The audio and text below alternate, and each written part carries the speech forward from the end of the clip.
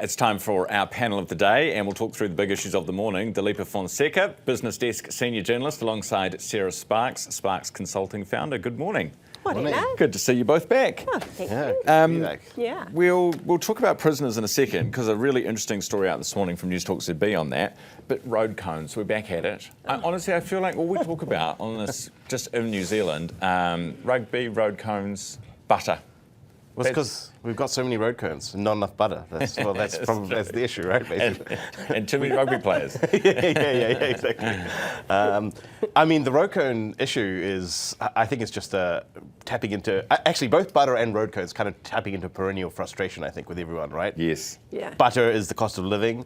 Road cones is basically like frustrations with everyone moving around the cities, how long these infrastructure projects are taking, how much disruption it's taking. And I think it's kind of only going to get worse in some ways from the infrastructure end. I mean, obviously they're cracking down on some of the excessive sort of road cone usage, but when you think about our cities and how little we've kind of invested in maintenance, not keeping up with depreciation right across New Zealand, you're going to be seeing more of these kind of works happening. Obviously population's growing as well, so that puts more pressure on the infrastructure.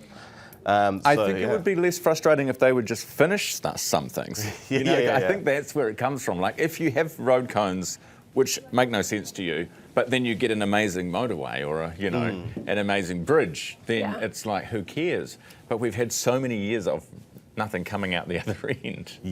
Yeah. I mean, I think that it's just like, everybody's feeling it, right? Everybody's feeling the frustration of just none of these projects kind of progressing and not being able to go on them. Yeah. Well, I'm a city girl, so I walk mostly. Oh, yeah. So I tend to not really get affected by road cones. So, You just walk around them. Yeah. I don't see so many. There have been some promising signs apparently recently, just from some people I've been talking to in the industry around. Apparently, Auckland Transport has been kind of doing some things around trying to cut down on the road cone usage, trying to pull more shifts where they're doing stuff after hours and then pulling the road cones back. Because I think that's part of the frustration is those road cones stay out on the weekend and there's no workers or something like that, right?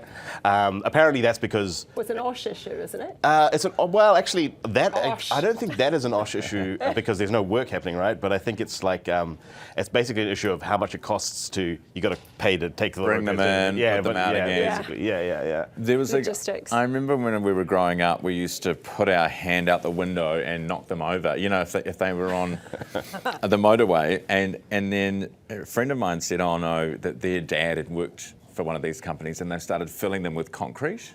Oh, really? Oh, gosh. So we used to, that very quickly got our arms inside the car window. I don't know if there was any truth to it. But, it can be dangerous for all involved, can't it?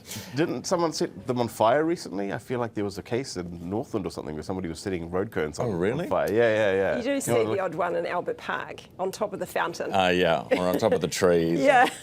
Hey, politicians using private health insurance. This was raised, I think, last week. A bunch of health groups have come together and say that unless you experience it firsthand, the public health system, then you're not to know what impact you're having. So get rid of your private health insurance. Do you think that's fair for politicians? Well, I thought it was really telling that the health minister hasn't got private medical insurance. So I thought that was really interesting. Look,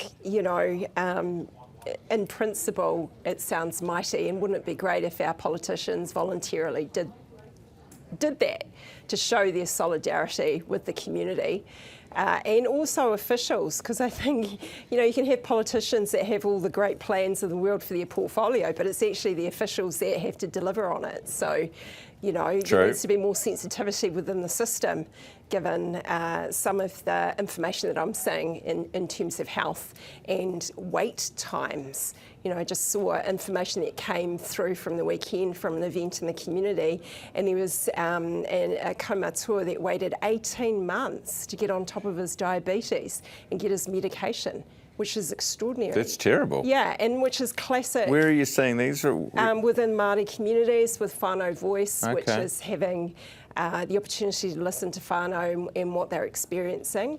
And it seems to be a lot of high costs, long delays, and a lack of education able to navigate the health system. Dileepa, I can understand where this call's coming from, like let them, experience the same system we do, but in reality, you're just going to be adding to the wait list, putting the politicians in the public system. Well, you know what I mean? In practical terms, I mean, actually, there's a lot of New Zealanders who have private insurance. I think it's about a third. Yeah. Which is actually, I think their point is well made, which is that if you don't have skin in the game, people are always going to question what your commitment is to fixing the system.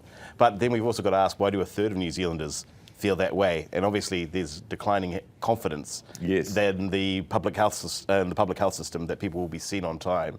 And so those who can afford it are choosing to have a private option or at least a private backstop. And I think that we've all had kind of experiences of it. I think there's lots of hidden queues in the system.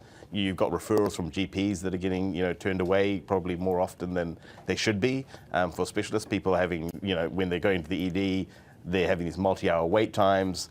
You've had things like ramping and things in the past, which is where they keep them in the ambulance because that doesn't count as a wait time when you get into the hospital.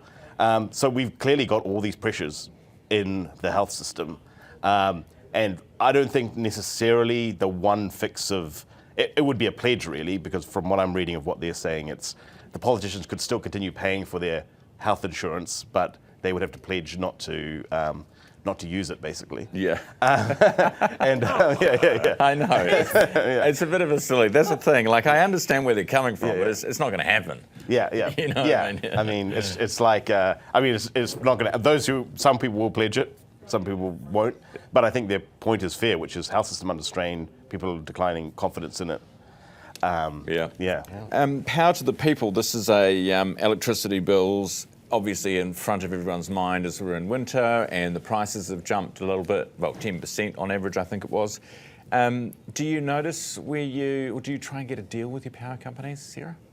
Well, I looked at my power bill in the last year or so, and it's been sort of the same. I haven't seen a spike. Mind you, I live by myself, me and the cat.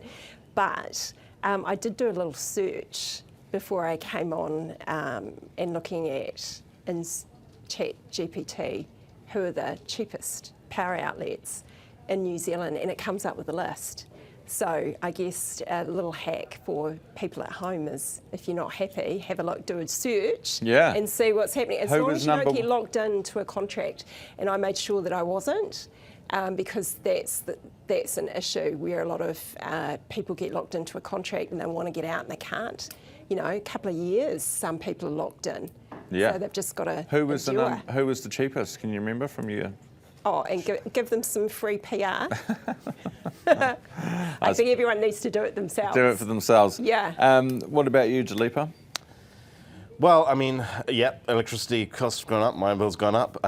It was one of the biggest contributors to inflation, I think, in the last quarter. Yeah, that's right. I think that Sarah's point about shopping between retailers is a good one, but the bigger problem here is that actually, with that electricity prices going up, they're going up everywhere, in terms of across all of the retailers, basically, right? As in, this whole problem with electricity prices go up, this is a bigger problem with potentially with the whole market, potentially with the lack of generation, and also on the demand side, it's happening in winter, it's happening because our homes are not well insulated enough. Every time that we try and, people try and upgrade a whole bunch of new homes into older homes into newer dwellings, we face resistance from communities. And then every time you try and build new, generation, new wind farms, new, solar, you have resistance from the communities and where these are being located. So can't build new houses, can't build new electricity generation, and then the market itself. Arguably is not really set up for there's always these arguments going up about maybe we need to have a market for spare capacity in the system, as in so that it's an easier market for us to there's a kind of incentive for some of the generators to create excess capacity as well. So there's all these arguments. I think it'll be interesting to see. I think there's a report from Frontier Economics which is floating around in the background. I'm not sure if any of the ministers have seen it yet, but I think that firm has a history of making some bold suggestions, so it'll be interesting to see if that changes anything. Yeah, as well. Absolutely. Team, thank you very much for coming in this morning. Appreciate you being here. That is Dileepa Fonseka, and from BusinessDesk, Senior Journalist, and Sarah Sparks, Sparks Consulting founder.